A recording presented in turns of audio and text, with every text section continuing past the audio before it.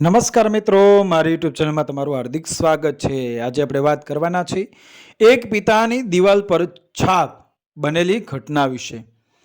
મારા પિતા હવે વૃદ્ધ થઈ ગયા હતા અને ચાલતી વખતે દિવાલનો સહારો લેતા હતા। ધીમે ધીમે દિવાલો પર તેમના ફિંગરપ્રિન્ટ્સ દેખાવા લાગ્યા, જે નિશાન શાંતિથી તેમની નિર્ભરતા અને નબળાઈની વાર્તા કહેતા હતા। મારી પત્ની આ બિલકુલ ગમતું નહોતું। એ ઘણીવાર ફરિયાદ કરતી હતી કે દિવાલો ગંદી થઈ રહી છે। એક દિવસ પિતાને માથાનો દુખાવો થતો હતો। તેમણે માથા પર તેલ લગાવ્યું અને ચાલતી વખતે દિવાલનો સહારો લીધો, જેના કારણે દિવાલો પર તેલના ડાઘા પણ પડી ગયા। મારી પત્ની આ માટે મારા પર ગુસ્સે થઈ ગઈ। મેં ગુસ્સામાં પિતાને ઠપકો આપ્યો, કઠોર શબ્દોમાં દિવાલને સ્પર્શ ન કરવાનું કહ્યું। પિતા ચૂપ થઈ ગયા। તેમની આંખોમાં દુખાવો હતો। હું પણ શરમાઈ ગયો, પણ કંઈ બોલી શક્યો નહીં। તે દિવસ પછી પિતાએ દિવાલનો સહારો લેવાનું બંધ કરી દીધું। એક દિવસ તેમણે પોતાનું સંતુલન ગુમાવ્યું અને પડી ગયા। તેમના કમરનું હાડકું તૂટી ગયું। સર્જરી કરવામાં આવી, પરંતુ શરીરે સહકાર આપ્યો નહીં અને થોડા દિવસોમાં તેઓ અમને છોડીને ચાલ્યા ગયા। મારા હૃદયમાં ઊંડો પસ્તાવો હતો। હું તેમના તે દેખાવ ક્યારેય ભૂલી શક્યો નહીં, ન તો મારી જાતને માફ કરી શકું। થોડા સમય પછી અમે ઘર રંગવાનું વિચાર્યું। જ્યારે ચિત્રકારો આવ્યા ત્યારે મારો દીકરો, જે તેમના દાદાને ખૂબ પ્રેમ કરતો હતો, તે દિવાલના તે ભાગોને રંગવા માંગતો ન હતો જ્યાં દાદાના નિશાન હતા। ચિત્રકારો ખૂબ જ સમજદાર અને સર્જનાત્મક હતા। એમણે ખાતરી આપી કે તેઓ તે નિશાની ભૂંસી નાખશે નહીં, પરંતુ તેમની આસપાસ સુંદર ગોળ ડિઝાઇન બનાવશે, જેથી તેઓ દિવાલની સજાવટનો ભાગ બની જાય। અને એવું જ થયું। ધીમે ધીમે તે નિશાનો અમારા ઘરની ઓળખ બની ગયા। જે કોઈ ઘરમાં આવતું તે દિવાલના તે ભાગની પ્રશંસા કર્યા વિના એ રહી શક્યું નહીં।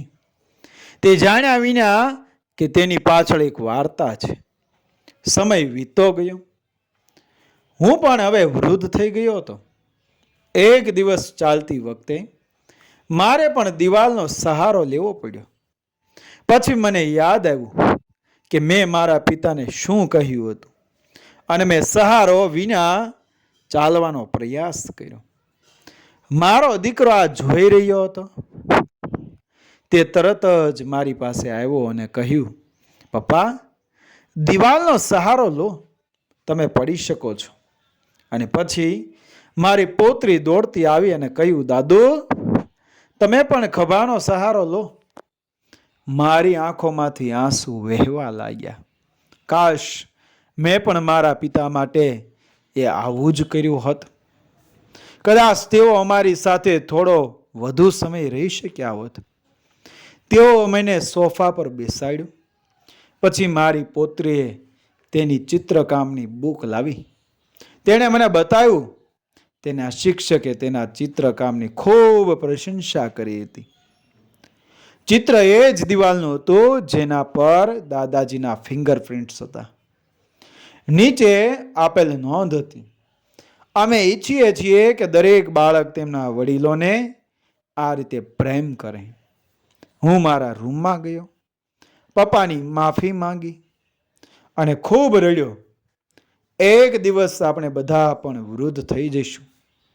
જો તમારા ઘરમાં અત્યારે વડીલો છે તો તેમની સંભાળ રાખો, તેમને પ્રેમ આપો, તેમને આદર આપો, અને તમારા વર્તન દ્વારા એ તમારા બાળકોને પણ એ જ પાઠ શીખવો।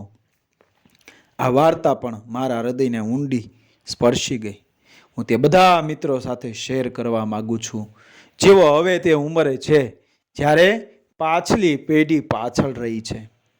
આપણે બધાએ કદાચ કોઈને કોઈ સમયે કોઈ ભૂલ કરી છે। હવે સુધારો કરવાનો સમય છે। મિત્રો, વિડીયો પસંદ આવ્યો મારી ચેનલ સબસ્ક્રાઈબ કરો, ફોલો કરો, શેર કરો।